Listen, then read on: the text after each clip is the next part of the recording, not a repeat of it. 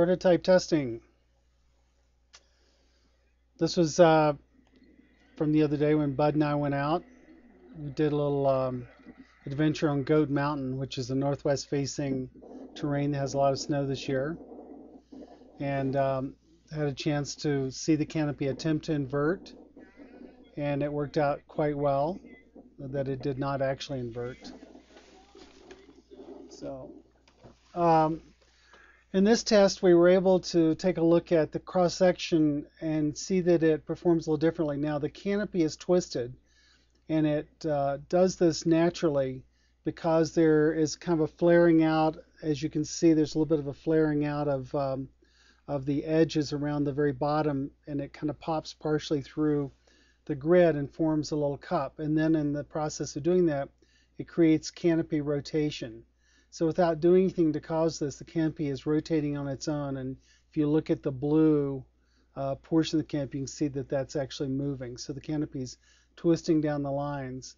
And I think that this is something that can be controlled, but at the same time, it's just one of those things we want to look at. It is different from the way it looks on the conventional canopy. You'll see Bud standing beside me here in a second, and his canopy is fairly open. And in this particular segment, I'm keeping the canopy from basically rotating as well. So they're both about the same here. We're still getting a little more cross-section wind resistance than we are with the older canopy. Overall, it's fine. Here we're descending. The canopy performs fine in descent.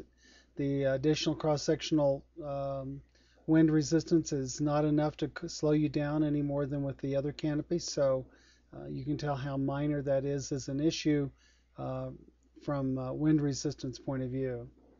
And this particular day, we were seeing wind gusts probably in the upper 30s, would have to be my estimate on the ridge top.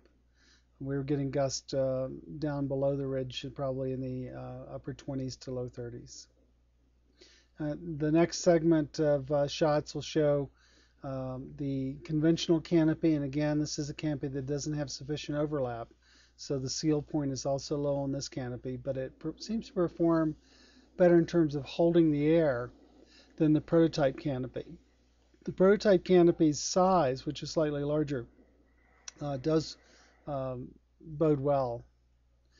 And finally, at the very end of this particular video segment, you'll see how the conventional canopy performs in extremely gusty winds.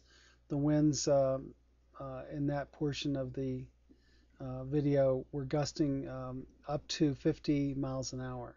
So you can see that the canopy handles that type of wind very, very well and acts perfectly behaved. All in all, I'd say that at this point there isn't any indication that the prototype canopy is going to be a problem in terms of its performance in high winds. It certainly stayed collapsed. It did not attempt to invert. If anything, I would say that's a plus for it. The way that it behaves and its tendency to want to rotate are things we'll have to look at and try to figure out exactly what's going on there as well. Okay, there you have it. Just a little prototype video test.